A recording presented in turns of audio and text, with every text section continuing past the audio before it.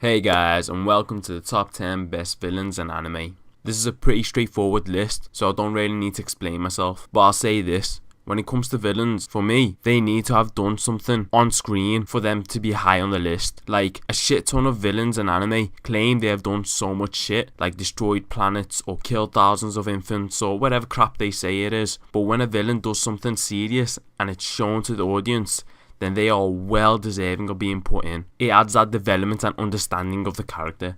And remember that I only do one slot per anime, so let's get straight into it.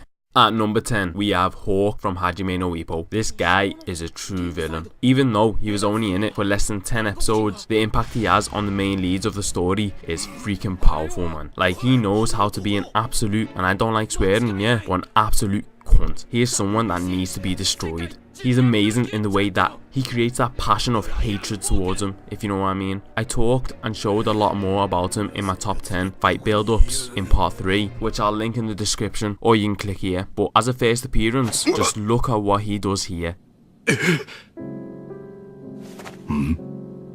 なんだよ、何言ったんだ？高村の悪口とか？いや、ちょっとこれは。隠すなよ。早く言えってば。来日の目的は日本に大好物があると。それを食べに来たのだと。高村さんの試合の偵察が目的じゃなかったのか。チャンピオンは日本食が好みですか？何か聞かせてくれるかな？刺身でよかったら釣り船屋がいるからご馳走してやるぞ。それともラーメンと餃子か？チンポいじった手で調理するが味はいいとこ紹介するぞ。あ、ラーメンって中華だっけ？いいんですか？そのまま伝えても。No problem。つまり大好物は東洋の女だと。特に日本人は美味しいと。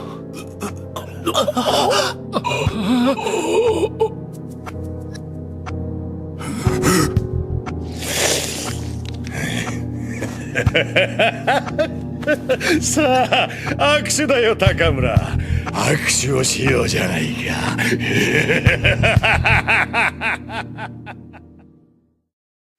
In number 9, we have Frollo from the Hunchback of Notre Dame. Yo, calm down, wait, lad. Oi, hear me out here. I know this is Disney, yeah, but hear me out. It's my list, yeah, and this is animation, so yeah, I can do whatever I want, bitches. Anyways, this guy is a villain, bloody worthy of being on this list, not asked. If you have not watched The Hunchback of Notre Dame, pause this video right now and go watch it. I swear down, this villain will go down in your top 10 villains of all times with ease if you have not watched it already.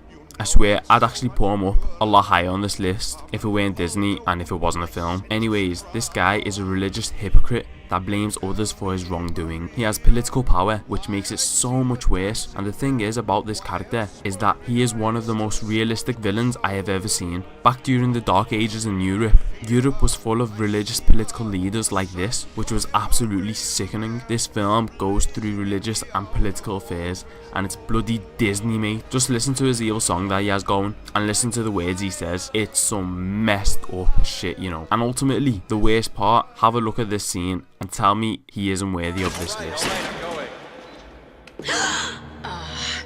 You think you've outwitted me, but I'm a patient man, and gypsies don't do well inside stone walls. What are you doing? I was just imagining a rope around that beautiful neck.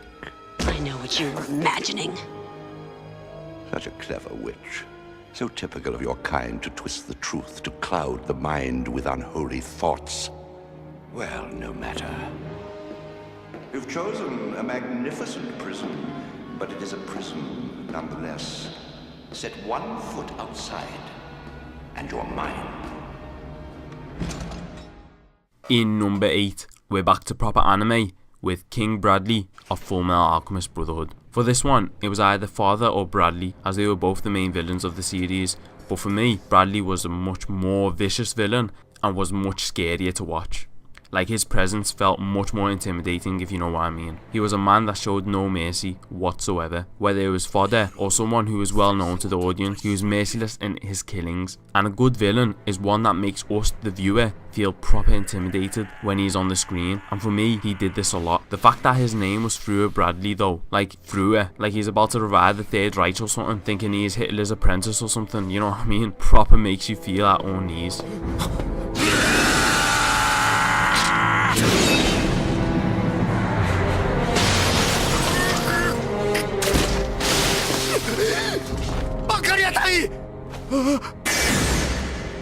どうした？主が帰ったのだぞ。門を開けたまえ。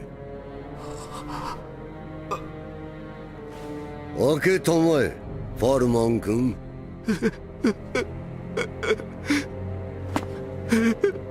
すみません、マスタング大佐。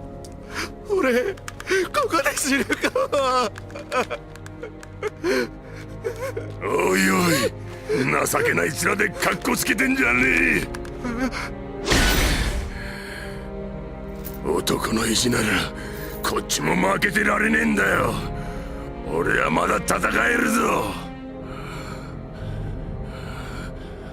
くだらん。人はそれを蛮勇と呼ぶのだよ。その通り。劇場に任せて吠えたところで得なことなんてありゃしねえ。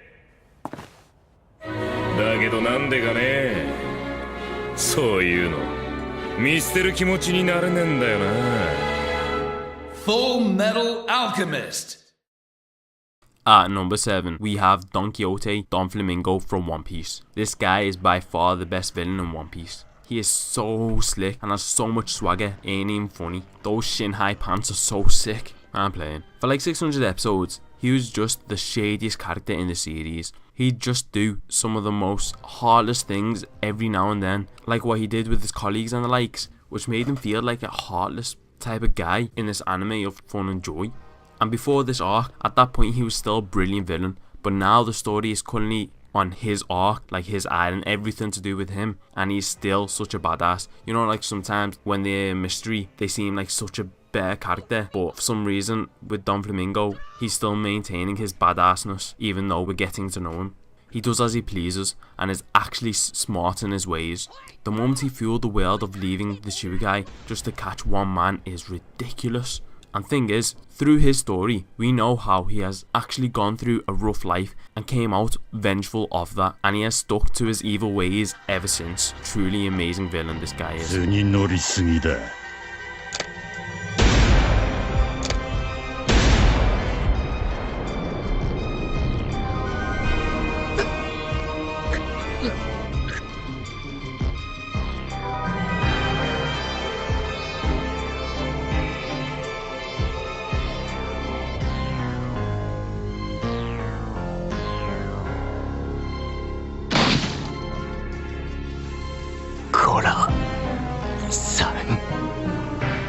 In number 6 is Aizen Sosuke from Bleach. This guy is one of my favourite villains of all time, no joke. He ain't the best, but man, you can't help but find yourself loving this bastard. Before I speak about him, people are saying Yuha Bak is the bare villain because of what he has done, and I'd have to disagree, just because I really don't believe what a character has done to the story doesn't always correlate as to how good a villain they are. However, it does help.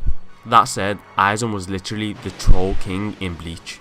He literally made the show of every single captain in the Soul Society, with the exception of Ukitake and Kairaku. And he does it in style. He knows how to do everything in style. He's just such a bad man. And thing is, he's an absolutely amazing villain because of the way he came out as a villain. Because at first, he appeared so innocent. He did like a reverse Clark Kent or something, you know what I mean? And he, for the most part of the series, was someone seemingly untouchable. And for a villain, all you want is for them to be beaten. And literally 99% of the time he was shown, he was on rape mode to whoever his opponent was. Like that moment against Hitsugaya twice, a person who was a captain, made him look like an absolute fodder. And he trolled him so hard as well. With Momo, it's not even funny. And the way he controls all the hollows in Huecamundo is just beastly, man. Just watch this scene and look at what he does. You can't say he's not. グリムジョー・ジャガー・ジャック。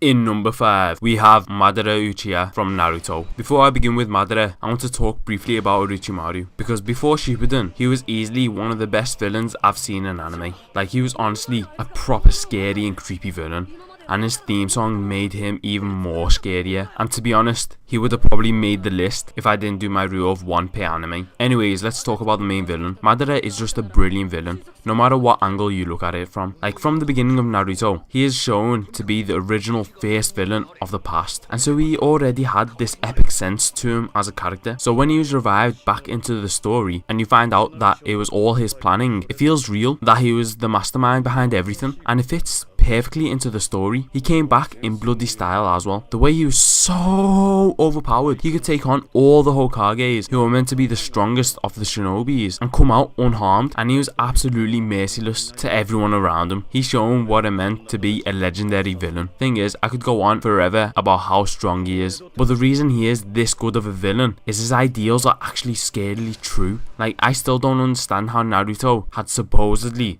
had answers to the doubts he brought to the shinobi world. Like, listen to one of his quotes. He goes, "Man seeks peace, yet at the same time yearning for war. Those are the two realms belonging solely to man. Thinking of peace while spilling blood is something only humans can do. They're two sides of the same coin. To protect something, another must be sacrificed." And his Moon Eye plan is something that solves this. So it's like, damn, he is ruthless, and his plan is to literally rule the world while also being fully justified to do it. It's mad, and he sticks to his ideals the whole way through the anime. Honestly, this guy is hands down one of the best villains of all time.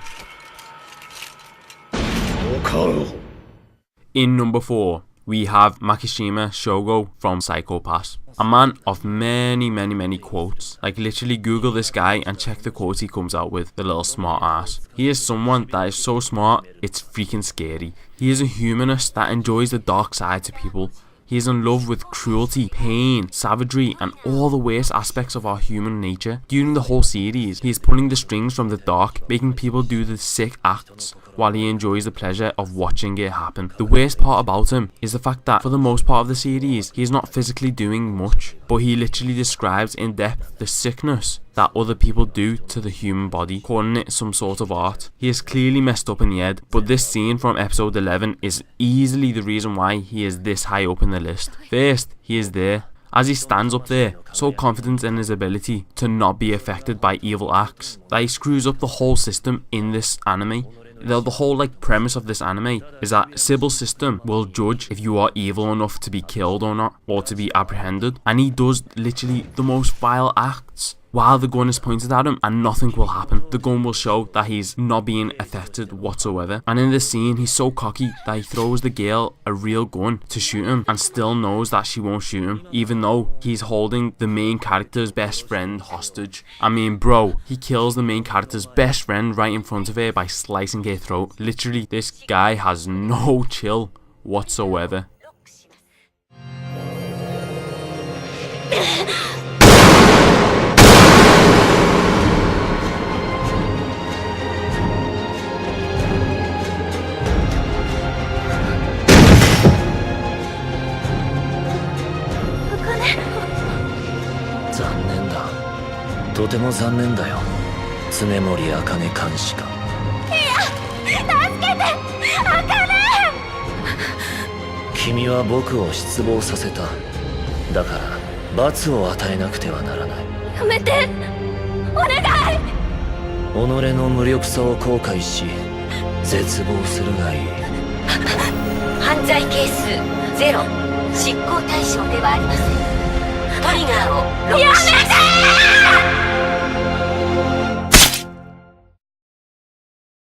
In number 3, we have the Ant King, Meriam of Hunter x Hunter. I want to quickly mention Chrollo from the series before I talk about Meriam. As for me, he has the same sense of presence felt as my number 1 spot.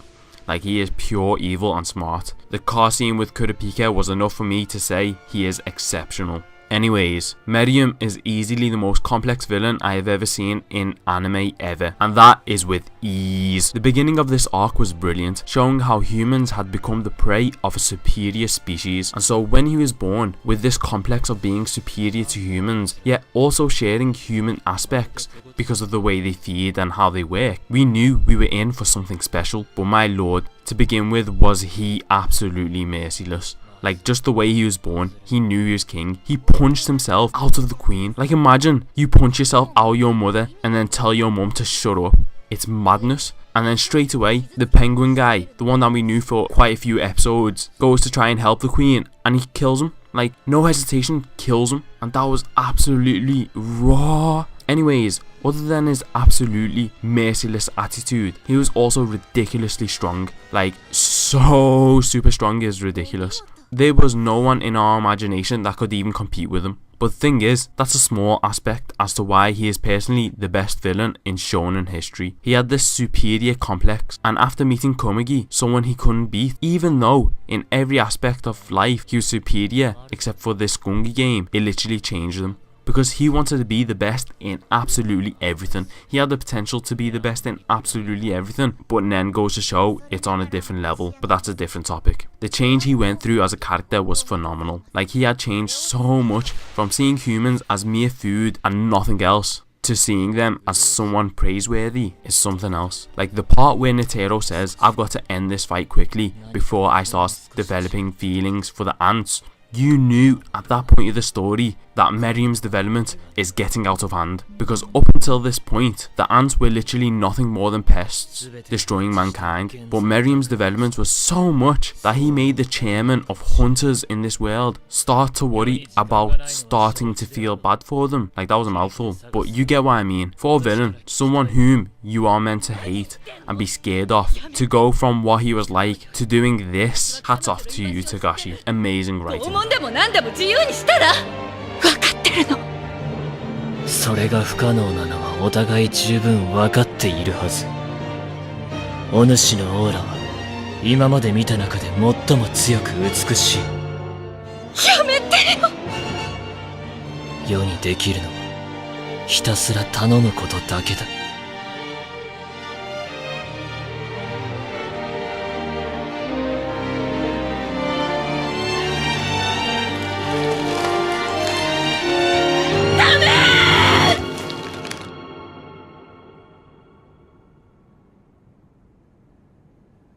私ももう一部あり、あなたが主にとってどれほどの存在か嫌だけど分かってる。そこまで、それほどまで、それだけはダメ。言うわ。だけど一つ条件がある。私の能力であなたたちを見届けていい？それで小麦に会えるなら是非もないこと。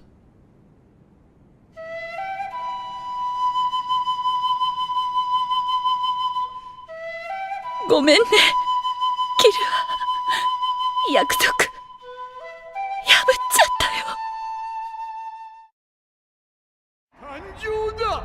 5人目の服を。新たなる魔王。我らに連なりしマナを冠する新しき眷属。闇の翼ゼムト。 In number 2, we have Griffith from Berserk. Like, what can I say about this villain? Damn, I literally don't blame people when they put him as number 1, because really, what he did during the eclipse, no other villain will ever top this action. Thing is, for me, I can't put him at number 1, because to begin with, he was genuinely good and a really likable character. But thing is, there was a lot of hints that he would sacrifice anything for him to keep rising. Like the part where he would sell his body to a barrister or king, forgot who it was, but it was just so that the Band of the Hawk can keep being funded made you realise that. And like, he didn't do anything villainous up until that point in the story, so I really can't put him in first place. But what I can say is that there will never ever be a villain in anime that has done an action more evil than Griffith, and that's a fact. The only way I reckon you could top what he did is if basically the same thing happens, but the main character's mother is raped in front of them instead of the spouse, because we all know our feelings towards our mother is greater than the spouse. But man, it's really hard to describe this character, and I can't even show what happens in this scene because it is literally that disgustingly graphic that it leaves the main character guts screaming this loud. No words.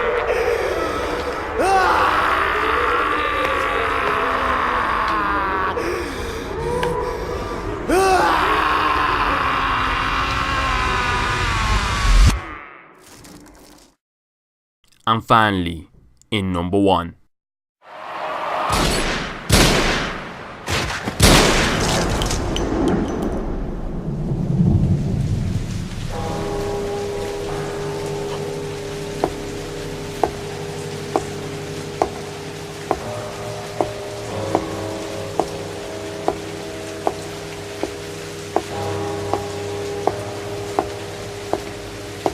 僕はあの時死んでいたはずだったんだ。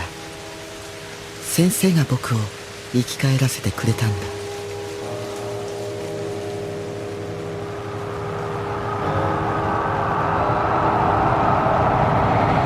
Johann Liebert from Monster. If you've watched my other videos, you would have seen this coming a mile away. He is my number 4 in my top 10 anime characters of all time, and I talked about him as a character there, so if you want to see that, I'll link that here. But in this video, I'll be talking about him as a villain, and why in my opinion he is the best villain in anime. Firstly, look at the name of the series, Monster. The whole series is based around this character. Why? For being a monster, someone so villainous and evil, he can no longer be considered a human. Thing is, you've got to look at his upbringing. Like, he was raised to be the perfect human under those crazy German experiments, and he was hailed to be the new leader to surpass Hitler. That alone is crazy enough. But not only that, he at a very young age caused kids to kill themselves just by manipulating everything. And he was compared to being the Antichrist at one point.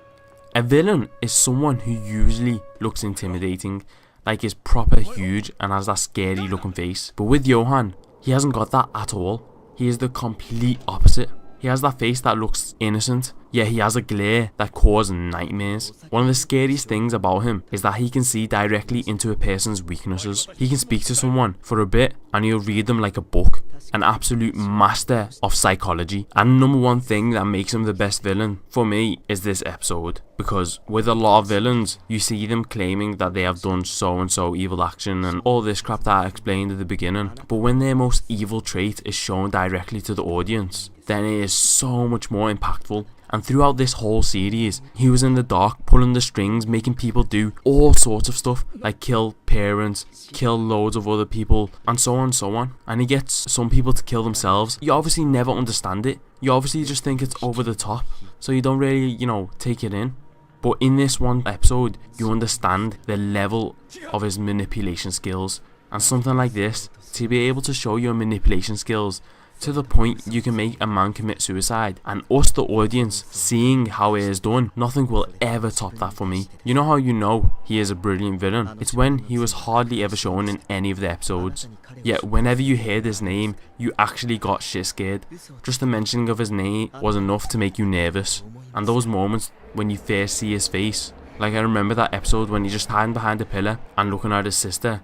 Just his face, man, makes the hair on my body stand. And what tops it, is the fact that Johann Liebert isn't even his real name. Like, bro, he was 10 years old and he was using someone else's name. What else can I say to justify the best of the best? He is the definition of the perfect villain. He is a monster. He is the Johann Liebert. どうです？飲みませんか？